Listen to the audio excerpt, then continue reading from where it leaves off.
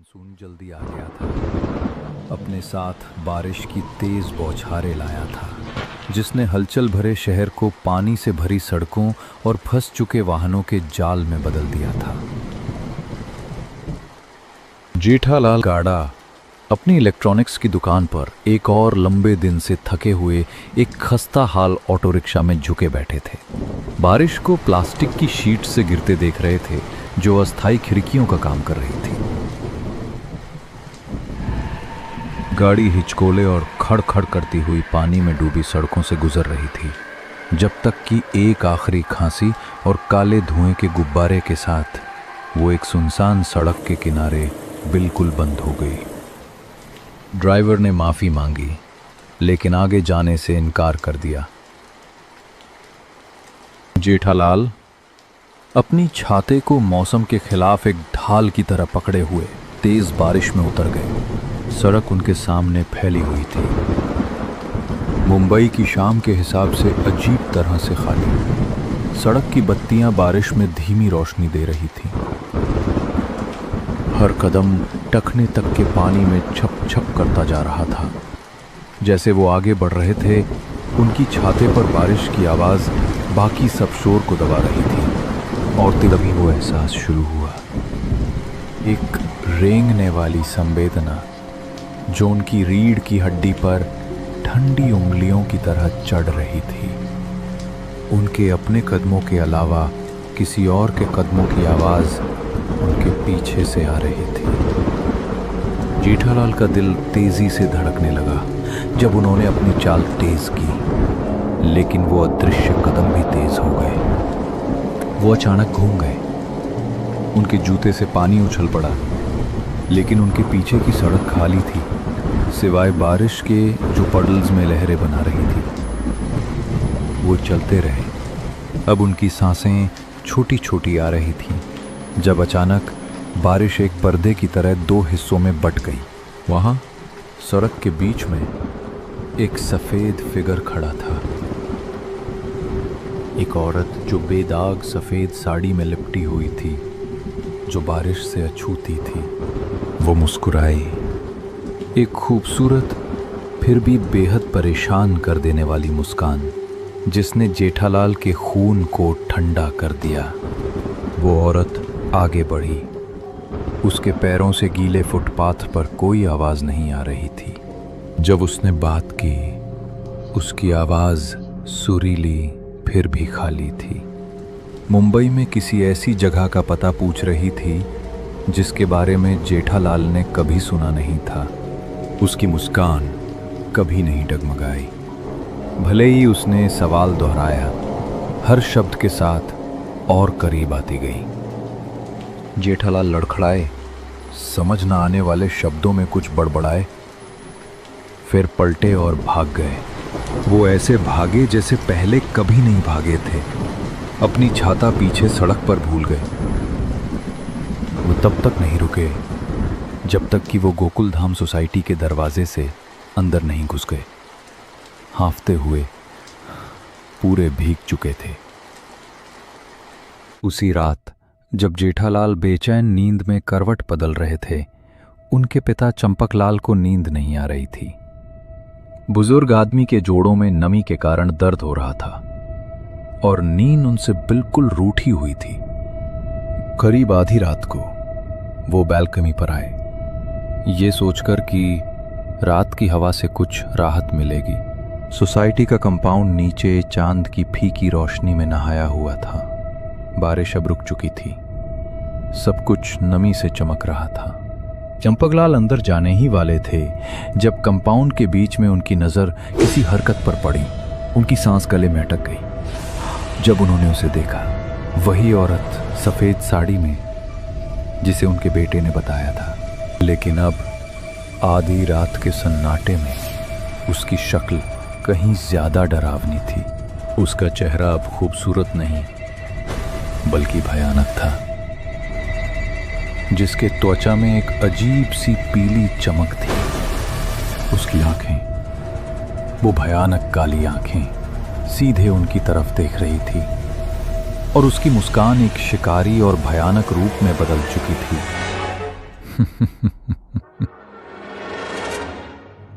बुजुर्ग आदमी के पैरों ने लगभग जवाब दे दिया। वो पीछे हट गए। जेठालाल के लिए उनकी चीखें अपार्टमेंट में गूंज उठीं, पूरे घर को जगा दिया।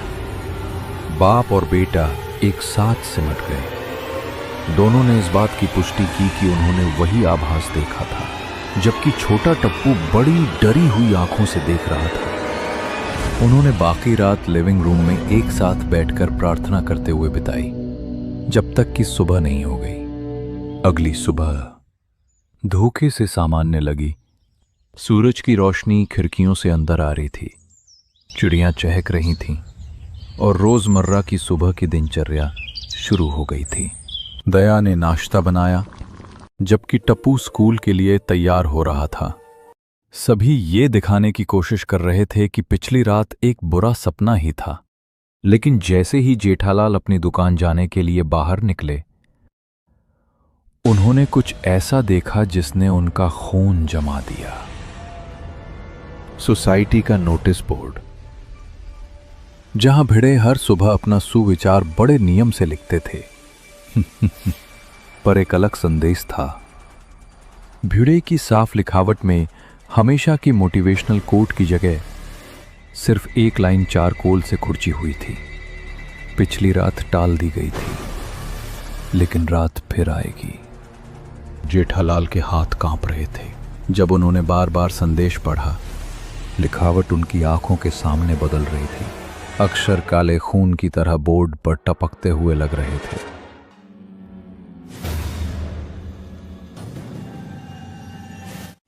उन्होंने तुरंत तारक मेहता को फोन किया, अपने सबसे अच्छे दोस्त और सबसे समझदार व्यक्ति जिन्हें वो जानते थे। लेकिन मेहता ने उनकी चिंताओं को तनाव प्रेरित विजुअल भ्रम कहकर खारिज कर दिया। फिर भी जेठालाल जानते थे कि उन्होंने क्या देखा था, और इससे भी ज्यादा महत्वपूर्ण, वो जानते थे कि उनके पिता ने भी वही देखा था। उस दोपहर जब बच्चे स्कूल से लौटे, टप्पू अपना डर और छिपा नहीं पाया। सोसाइटी कंपाउंड में, जहां टप्पू सेना आमतौर पर अपनी रोजाना क्रिकेट मैच के लिए इकट्ठा होती थी, उसने अपने दोस्तों के साथ डरावनी घटनाओं को बताया। गोगी का चेहरा पीला पड़ गया। गोली ने अपने चिप्स का पैकेट गिरा दिया। पिंकू के आम मजाक उसके होठों पर ही मर गए, और यहां तक कि बहादुर सोनू को भी एक ठंडक महसूस हुई। बच्चों ने अपनी मासूम ईमानदारी में वही किया जो बड़े करने से कतरा रहे थे। उन्होंने सबको बता दिया। शाम तक पूरी सोसाइटी अफवाहों और चिंतित नजरों से भरी हुई थी। हर परछाई धमकाने वाली लग रही थी। हर अनापेक्षित आवाज लोगों को उछलने पर मजबूर कर रही थी। सोसाइटी की महिलाएं दया, माधवी, रोशन, अंजलि, बबीता और कोमल ने तुरंत जेठालाल पर विश्वास कर लिया। उनकी अंतःप्रेरणा ने उन्हें बताया कि कुछ बहुत गलत था। पुरुष हालांकि संदेह में थे। उस रात जेठालाल के घर पर एक मीटिंग बुलाई गई। लिविंग रूम सभी सोसाइटी मेंबर्स से भरा हुआ था।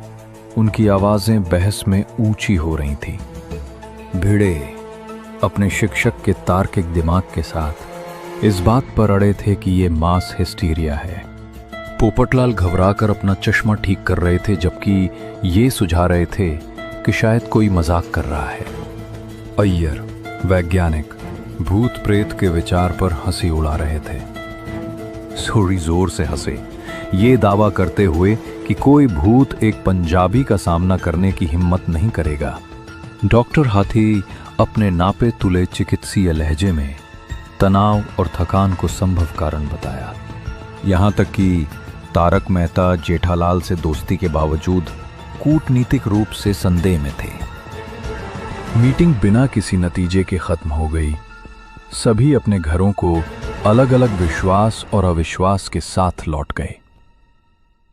आत्माराम भिरे हमेशा की तरह अनुशासन प्रिय ने अगली सुबह के लिए सोसाइटी बोर्ड पर अपना सुविचार लिखने का फैसला किया।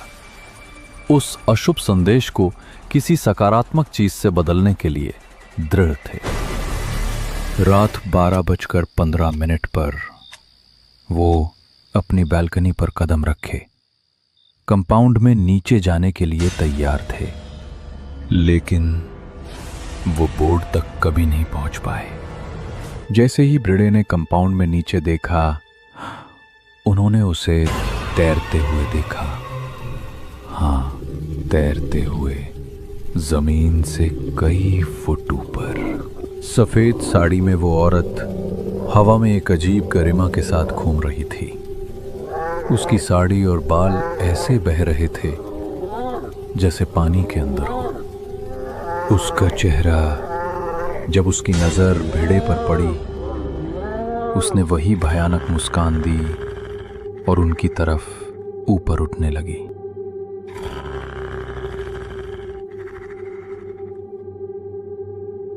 भिड़े की चीख उनके गले में ही घुट गई। जैसे ही अंधेरे ने उन्हें घेर लिया, वो बालकनी के फर्श पर गिर पड़े।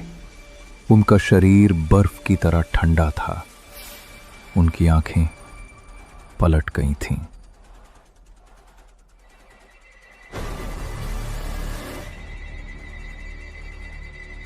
माधवी ने उन्हें अगली सुबह पाया।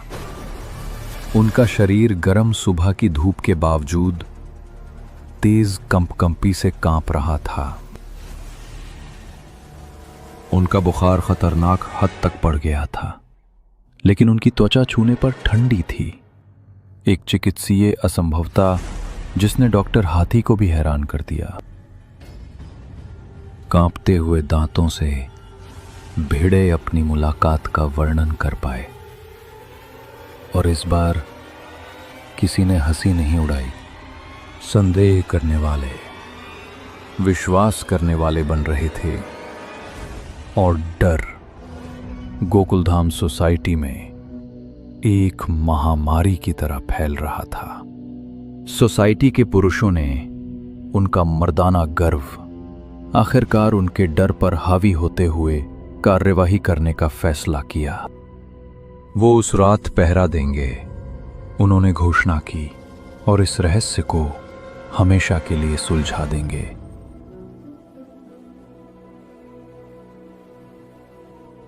सोडी अपनी हॉकी स्टिक लाए, पोपटलाल अपना कैमरा, डॉक्टर हाथी अपना मेडिकल बैग। भले ही भूत के खिलाफ ये कितना उपयोगी होगा कोई नहीं जानता था। अय्यर अपने वैज्ञानिक उपकरण और तारक मेहता अपना तार्किक दिमाग। जेठालाल इतने डरे हुए थे कि उन्होंने उनका साथ नहीं दिया, लेकिन ये मानने में शर्म महसूस कर रहे थे, इसलिए जल्दी ही चले गए। उन्होंने अपने आप को कंपाउंड के चारों ओर रणनीतिक रूप से स्थापित किया। अब्दुल की दुकान से ठंडे सोडे की चुस्कियों से अपनी हिम्मत बढ़ाई थी। अब्दुल को खुद जल्दी घर भेज दिया गया था। सोसाइटी के सदस्य काइंड दुकानदार को खतरे में नहीं डालना चाहते थे। उस रात चांद पूरा था। कंपाउंड पर लंबी परछाइयां डाल रहा था। परिचित वस्तुओं को धमकाने वाले आकार में बदल रहा था। जैसे ही आधी रात पास आई, हवा घनी और भारी हो गई। शहर की आम आवाजें, दूर का ट्रैफिक, भौंकते कुत्ते, एयर कंडीशनर की भिनभिनाहट, सभी गायब हो गईं, एक अजीब सन्नाटा छोड़ते हुए। फिर एक एक करके उनकी योजनाएं बिगड़ गईं। सबसे पहले अंजलि ने तारक को फोन किया। उसकी आवाज डर से कांप रही थी। उसे घर आने की भीख मांग रही थी। वो अकेली और डरी हुई थी। उसने कहा, और उसे उसकी जरूरत थी। तारक अपनी पत्नी की विनती को मना नहीं कर पाए। जल्दी घर चले गए। कुछ ही देर बाद डॉक्टर हाथी को एक मरीज की गंभीर स्थिति के बारे में एक जरूरी कॉल आया। समय के बावजूद उनकी चिकित्सीय शपथ ने उन्हें जाने पर मजबूर किया। अपना बैग उठाया और रात में निकल गए। रोशन ने सोढ़ी को अगला फोन किया, ये समझाते हुए कि गोगी को बुरे सपने आ रहे थे और अपने पिता की कहानियों के बिना सोने से मना कर रहा था। टफ सरदार का दिल अपने बेटे की जरूरत पर पिघल गया और वो भी चले गए। पोपटलाल के एडिटर ने एक इमरजेंसी के साथ फोन किया, एक ब्रेकिंग स्टोरी जिसे तुरंत ध्यान देने की जरूरत थी। भले ही पोपटलाल ने विरोध किया, उनकी नौकरी जीत गई और वो जरूरी ईमेल्स भेजने के लिए अपने फ्लैट की तरफ भागे।